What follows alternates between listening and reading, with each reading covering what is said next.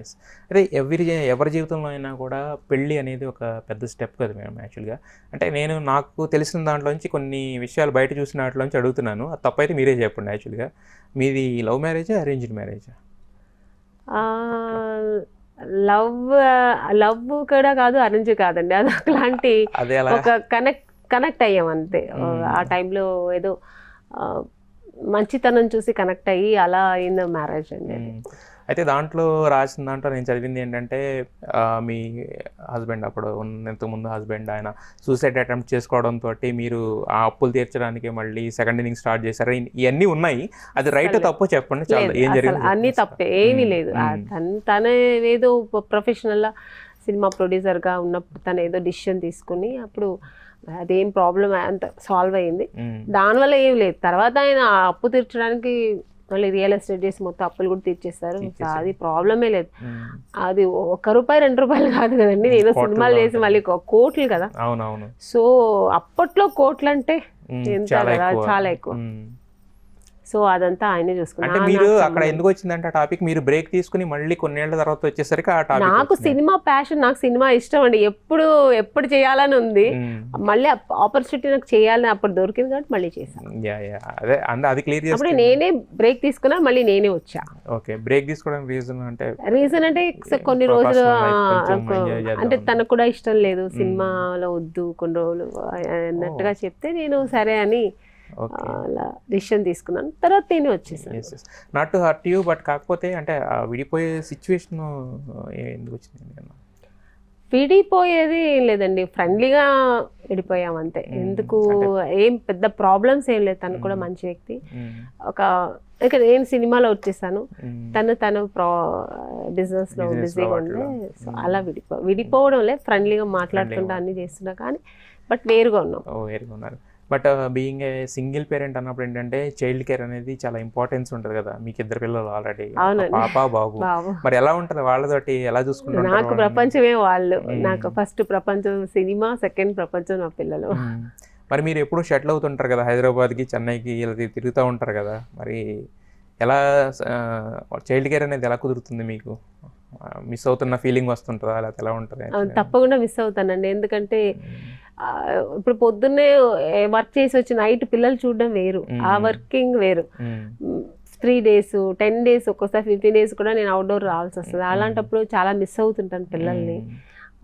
చాలా బాధగా ఉంటుంది. మా పిల్లలు కూడా అదే అంటామా, మిస్ యూ మమ్మీ అని చాలా బాధపడుతుంటారు. ఎందుకంటే ఒక సర్టన్ ఏజ్ వరకే మా పేరెంట్స్ కూడా వాళ్ళు ఉంటారు. తర్వాత వాళ్ళు కూడా సపరేట్ అవుతారు. వాళ్ళు ఇంకా వాళ్ళ ఫ్రెండ్స్, వాళ్ళ ప్రపంచం వేరు. వాళ్ళు ఇంకా మాతో పిలిచిన రామ్మ మనం బయటకు వెళ్దామని కూడా రారు, నేను ఫ్రెండ్స్తో వెళ్తానంటారు. ఇప్పుడు వాళ్ళకి పేరెంట్స్తో ఉండాలని అది చాలా మిస్ అవుతాను. బట్ నేను ఇంటికి వెళ్ళినప్పుడు అంతా, అందుకే నేను వేరే ఎక్కడ ఫ్రెండ్స్ పార్టీలు ఇలాంటివి ఏది వెళ్ళను. నా పిల్లలతోనే వెళ్తున్నా, నా పిల్లలతోనే ఉంటాను, మా పిల్లలతోనే పడుకుంటాను, మా పిల్లలతో కలిసే తింటాను నేను. ఎంత ఇప్పుడు మీ బాబు పాప? బాబుకి 10 years అండి, పాపకి 7 years. రీసెంట్గానే అయితే. బట్ అంటే మీరు ఎక్కువ వర్క్ దీని మీద ఎక్కువ వెళ్ళారు కానీ ఫ్యామిలీ లైఫ్లో చాలా లేట్గా ఎంటర్ అయినట్టు. అవును, నాకు ఏది దొరికినా అన్ని లేటే అండి. సినిమా హీరోయిన్గా వచ్చాను కానీ ఒక 1 year 1.5 year అలా స్ట్రగుల్ అయ్యే హీరోయిన్ అయ్యాను. పిల్లలు కూడా అలాగే అన్ని లేట్గా దొరికినా బట్ దొరుకుతుంది. నేను అనుకున్నది సాధిస్తాను అనమాట. యాక్చువల్గా ఒక్క పాప చాలు దేవుడా అనుకున్నాను, 2 ఇచ్చేసాడు దేవుడు.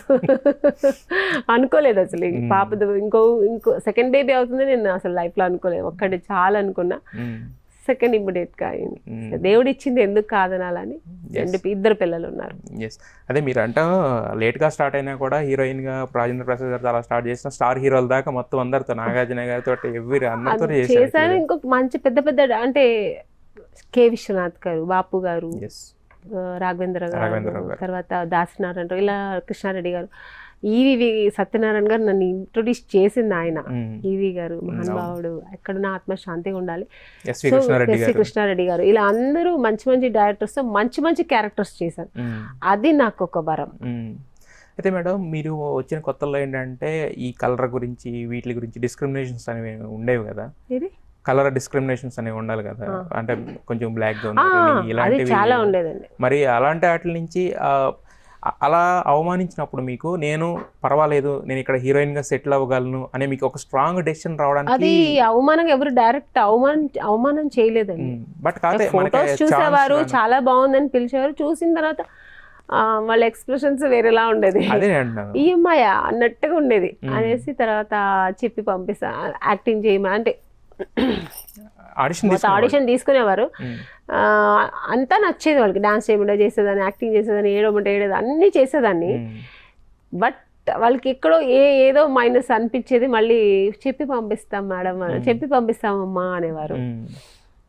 తర్వాత ఇంకో కొందరు ఏమనంటే సిస్టర్ క్యారెక్టర్ చేస్తామా, ఫుల్ రోల్ ఉంటుంది, హీరోయిన్ ఫస్ట్ నుంచి ఈక్వల్గా ఎండ్ దాకా ఉంటుంది, లేకపోతే ఫ్రెండ్ రోల్ చేస్తావా అనేవారు. ఇలాగా చెప్పేవారు. కానీ నేను లేదు సార్, నేను వచ్చేసేదాన్ని.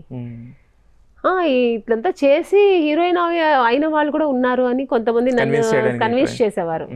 నేను కన్విన్స్ అయ్యేదాన్ని కాదు. ఇంటికి వచ్చి ఒకే డిసిషన్, అయితే హీరోయిన్, లేదంటే బ్యాక్ టు బెంగళూరు వెళ్ళిపోదాం అంతే. ఉంది మనకు, మా ఇల్లు ఉంది, మా ఊరుంది, మా హ్యాపీగా అక్కడ, ఇంకా కావాలంటే కొంచెం చదువుకొని అది వద్దంటే మ్యారేజ్ చేసుకుని హ్యాపీ సెటిల్. ఎందుకంటే మా నాన్నగారు అదే హామీ ఇచ్చారు, నీకు నచ్చదంటే వచ్చేయమ్మా, చక్కగా నువ్వు చదువుకుంటే చదివిపిస్తాలే, అంటే పెళ్లి చేస్తాను. యాక్చువల్లీ మా నాన్నగారికి ఇష్టం కూడా లేదు. మా అమ్మగారు కూడా ఇష్టం లేదు. మా అమ్మగారికి ఏం తెలియదు. నేను అనుకున్న దానికి మా అమ్మ సపోర్ట్ చేశారు. సరే, మరి ఎలాంటి బ్యాక్గ్రౌండ్ లేకుండా అంటే సినిమాల్లోకి వెళ్ళాలని మా నాన్నగారు డిస్ట్రిబ్యూటర్ అండి. తమిళ్ మూవీస్ అంతా డిస్ట్రిబ్యూట్ చేసేవారు, తమిళ్ మూవీస్ అని. సో నాన్నగారికి సినిమా ఇండస్ట్రీ తెలుసు. బట్ నాకు ఇంట్రెస్ట్ ఎలా వచ్చింది నాకు తెలియదు. కానీ మా ఇంట్లో ఎవరికి యాక్టింగ్ ఇది లేదు, యాక్టింగ్ ఇంట్రెస్ట్ ఎవరికి లేదు. మా నాన్నగారు డిస్ట్రిబ్యూటర్. మా బాబాయ్ మా నాన్నగారు కంటే మా ఫ్యామిలీ ఫ్రెండ్ అనమాట. ఆయన చెన్నైలో ఈయన తమిళ్ చేసేవారు కదా, ఆయన ఫ్రెండ్ అనమాట. సో ఇంకా ఆయన ద్వారా చెన్నైకి పంపించారు. ఎందుకంటే చెన్నైలో అప్పట్లో, ఇప్పటికీ స్టిల్ కొత్త వాళ్ళకి ఎక్కువ అవకాశాలు ఇస్తారు, త్వరగా ఇంట్రొడ్యూస్ చేస్తారు అనే దాని గురించి అక్కడికి పంపించారు. సో అందుకని అక్కడికి